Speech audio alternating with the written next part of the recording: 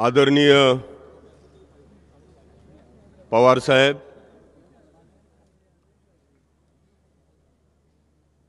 आदरणीय संजय राऊत जी,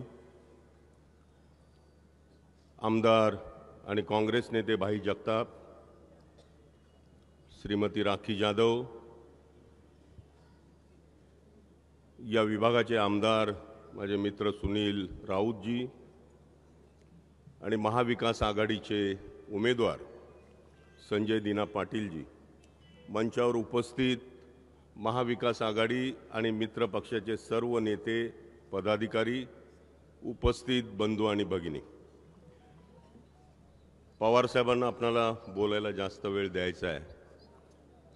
यायला थोडासा उशीर झाला, खरं म्हणजे पवार साहेबांच्या अगोदरच यायला पाहिजे होतं, परंतु प्रचाराच्या अनेक सभा असल्यामुळं आणि ट्रॅफिक प्रचंड आहे या मुंबईमध्ये कालपासून, त्यामुळे उशीर झाला. त्याबद्दल दिलगिरी व्यक्त करतो. 2च मिनिटात मी संपवणार आहे. पवार साहेब, आपण महाराष्ट्राचे दिग्गज नेते आहात. या वयामध्ये सुद्धा आपण अख्खा महाराष्ट्र पिंजून काढताय.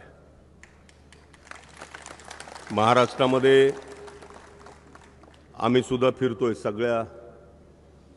सगळ्या मतदारसंघामध्ये संजय राऊतजी फिरतायत. जनतेची भूमिका जर लक्षात घेतली तर या महाराष्ट्रामध्ये संपूर्ण अंडर करंट आहे सगळ्या लोकसभा मतदारसंघामध्ये. 10 वर्षापासून मोदींनी जी आश्वासनं दिलेली होती ती सगळी फेल गेलेली आहेत आणि पुन्हा ते सांगतायत की पुन्हा एकदा मी तुम्हाला गॅरंटी देतो. 10 वर्ष त्यांनी आश्वासनं देऊन फसवणूक केली प्रचंड.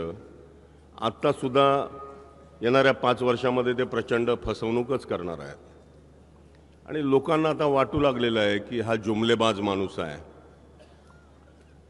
हा लोकांना फक्त आश्वासनं देतोय. मी पवारसाहेब याबद्दल बोलतील, संजय राऊतजींनी याबद्दल बोलले.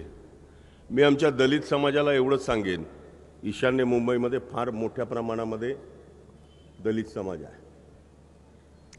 सुरुवातीला प्रकाश आंबेडकर यांनी सांगितलं की आमची मैत्री शिवसेनेबरोबर आहे. त्यांच्या बैठका झाल्या उद्धवजींच्या बरोबर अनेक. नंतर सांगितलं पवार साहेबांच्या बरोबर आमची आघाडी आहे. पवार साहेब आणि उद्धव साहेब जे सांगतील त्याप्रमाणे जागा वाटपाच्या कार्यक्रमामध्ये आम्ही ठरवू. नंतर काँग्रेस पक्षाबरोबर चर्चा झाली आणि महाविकास आघाडीमध्ये येण्याचे संकेत त्यांनी दिले. शिवाजी पार्कच्या सभेमध्ये सुद्धा उपस्थित झाले ते. आणि काय अचानक एकाएकी त्यांना असं वाटलं की इथे आपलं काही खरं नाही आणि मग स्वबळावर निवडणुका लढवायचं निश्चित केलं.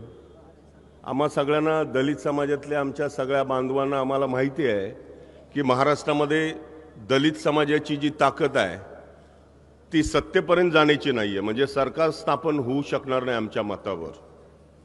पण आम्ही ज्यांच्या पारड्यात आमची मतं टाकू ते सरकार बनवू शकतील एवढी महाराष्ट्रामध्ये ताकद आहे. कळत नाही, महाविकास आघाडीनं त्यांना 4 जागा देऊ केल्या होत्या. मी आणि नाना पटोले अकोल्याच्या सभेमध्ये होतो. नाना पटोलेंनी अकोल्याच्या सभेमध्ये घोषणा केली की बाळासाहेब तुम्हाला महाविकास आघाडी 4 जागा देते, पण काँग्रेसच्या कोट्यामधनं आम्ही तुम्हाला 2 जागा आणखी वाढवून देतो. एबीपी माझा, उघडा डोळे बघा नीट.